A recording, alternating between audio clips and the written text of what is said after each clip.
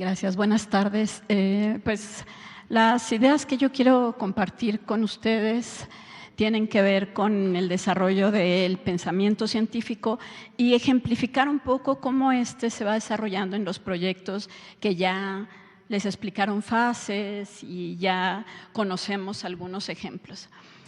Y bueno, iniciemos pensando que el pensamiento científico es una forma de razonamiento que implica toda una serie de habilidades de pensamiento y de acción, que tienen que ver estas habilidades, por ejemplo, con la observación sistemática, el registro, la organización de datos, la generación de preguntas investigables y varias más. Entonces, vamos a ver algunos ejemplos.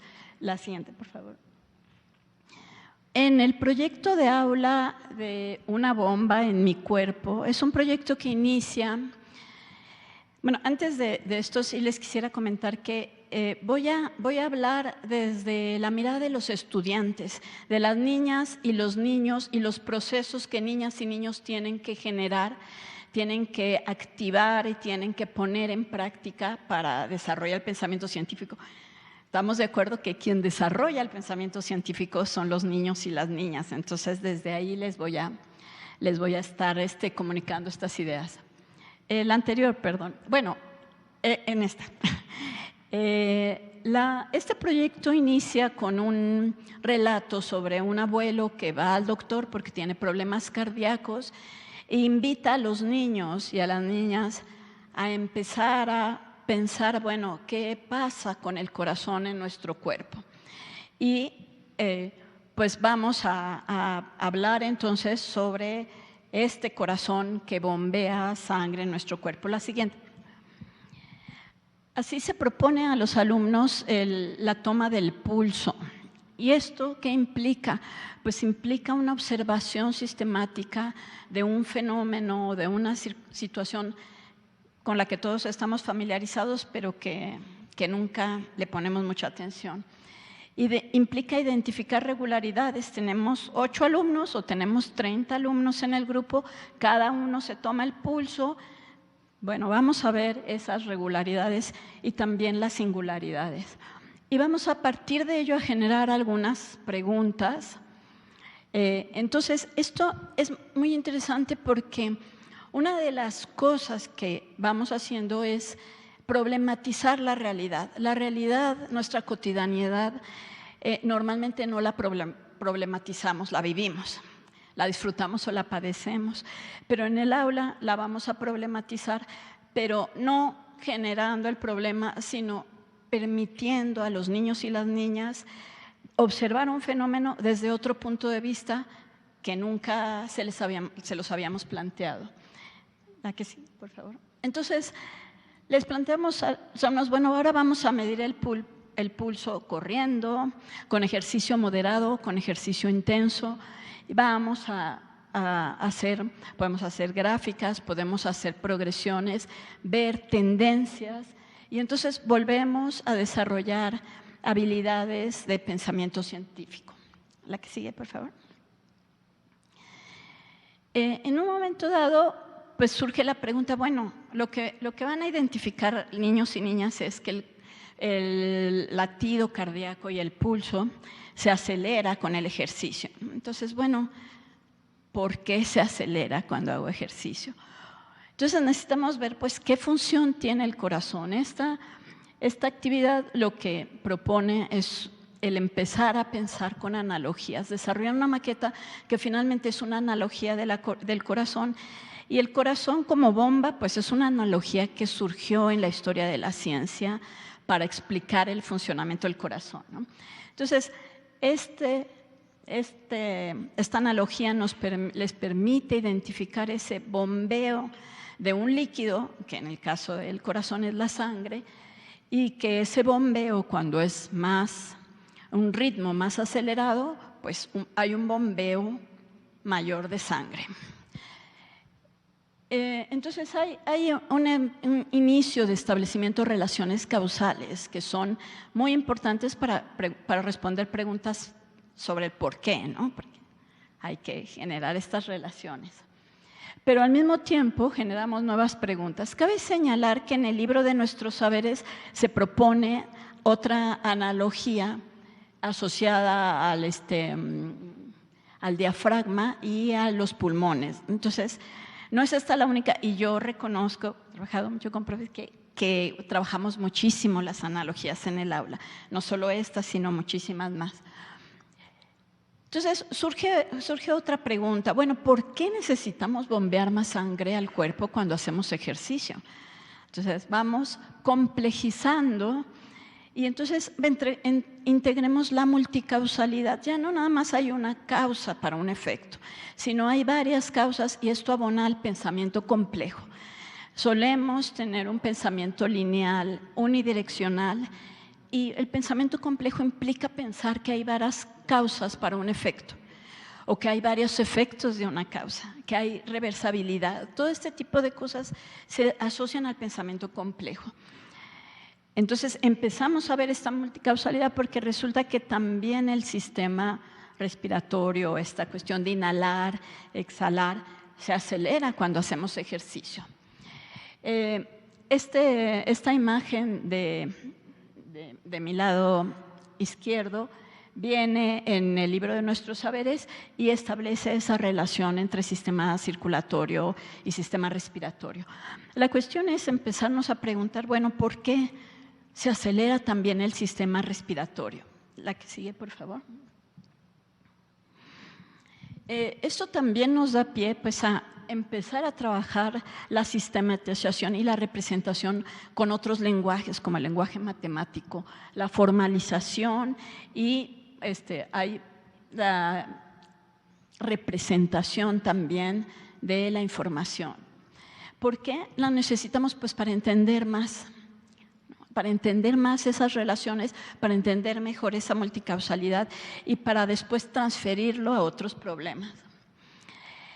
Y bueno, también va a estar asociado, que esto se asocia con el pensamiento crítico, la toma de decisiones, pero una toma de decisiones que no nada más es informada, sino que es evaluada y valorada. ¿Valorada a qué me refiero? A que se integran valores, a que se integran emociones, a que se integran también formas de ver el mundo, ¿no? Y criterios para la toma de decisiones.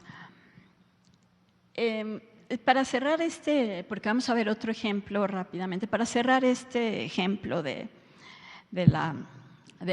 corazón como una bomba, pues construimos finalmente los niños y las niñas construyen finalmente la idea asociada a la demanda de energía cuando hacemos ejercicio.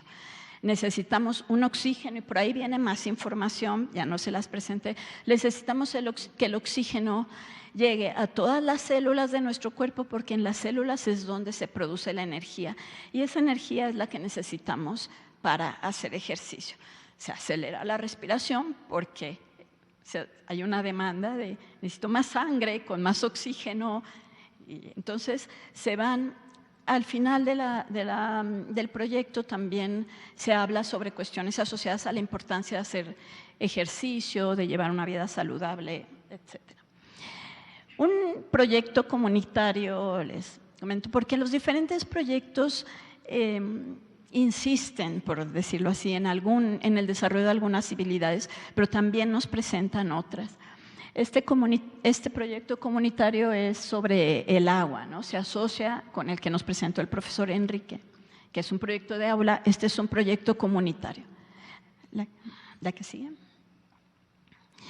Una de las cosas que ya comentaban es este reconocimiento por parte de niños y niñas de su propio punto de partida.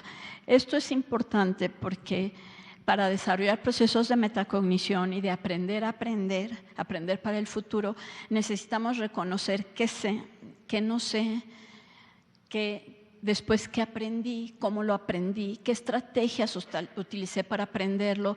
Todas esas son habilidades metacognitivas que permiten regular el propio proceso de aprendizaje y aprender, ¿no? Aprender a aplicarlo más adelante. Regulación del tiempo, identificación de esfuerzos para aprender algo, toda esa serie de cosas tienen que ver con la metacognición.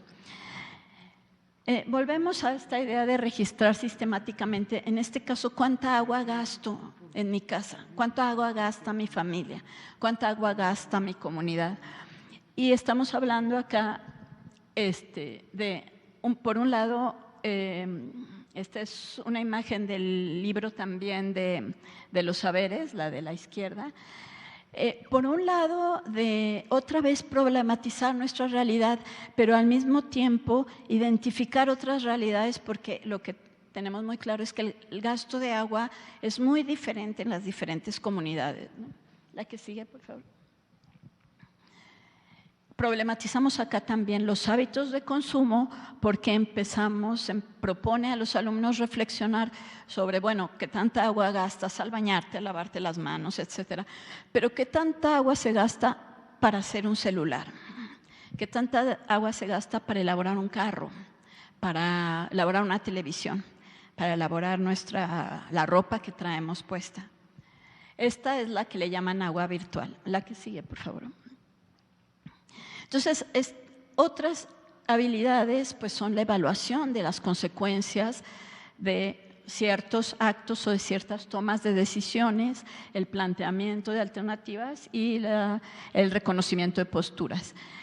Nuevamente, repito aquí al libro de saberes, donde hay también diferentes formas de plantear los datos, y un aspecto muy interesante que llamó la atención es el pasar de datos cuantitativos a cualitativos. Acá podemos ver cuánta agua gasto yo, cuánta agua gasta mi comunidad, cuánta agua gastamos en México, cuánta agua gastamos en América, ¿sí? Cuánta agua gastamos en el mundo, ya sabemos que no nos alcanza. El asunto es que esos son datos cuantitativos. Pasar a lo cualitativo implica ir a explicar y a la comprensión profunda de las causas y las consecuencias. Podemos tener una tabla con muchos números, pero la cuestión también es saber interpretar y en un momento dado describir y en un momento dado justificar y más adelante argumentar y finalmente llegar a una toma de decisiones fundamentada en evidencias, en pruebas, en reflexiones. La que sigue. Un aspecto también importante de esta parte que ya nos han explicado, que tiene que ver con la comunicación y la socialización, es el generar convenios y convencionalismos. Esto nos permite llegar a acuerdos, nos permite la comunicación, pero también nos permite la creación de imaginarios y también nos permite la creación de formas de convivencia. Entonces, el lenguaje científico, por ejemplo, es un lenguaje muy especializado, pero acá está también una imagen sacada del libro de nuestros saberes. Pues esto desde todas las épocas hemos tenido que generar convencionalismos. Aquí hay un montón de convencionalismos, y sabemos que ustedes sentados allá, nosotros sentados acá, todos bien calladitos mientras yo hablo. Sí, que se generan culturas, porque se generan símbolos y significados. Y esto pues se hace, también es parte de lograr un desarrollo del pensamiento científico, el desarrollo del pensamiento crítico, el identificar que hemos llegado al acuerdo como sociedad de llamarle así, o hemos llegado al acuerdo de que sea así. No es que así sea la realidad, llegamos al acuerdo de que es así. Entonces, bueno, finalmente, en este mismo proyecto se proponen nuevamente la reflexión sobre lo que hicimos, cómo lo hicimos, y esto tiene que ver con aprender a aprender, pero también con aprender a vivir en comunidad y con aprender a ser, que tiene que ver con las identidades. Entonces, todas estas cosas nos las están ahí propuestas, ¿no? Claro que necesitamos trabajarlas en el aula, que necesitamos que alumnos y alumnas las tomen, las recreen, las elaboren para pues, lograr avanzar en este sentido que ya está propuesto y que, pues, que podemos retomar. Me parece que es la última. A ver, la que sigue ya no hay más, ¿verdad? Bueno, pues muchísimas gracias.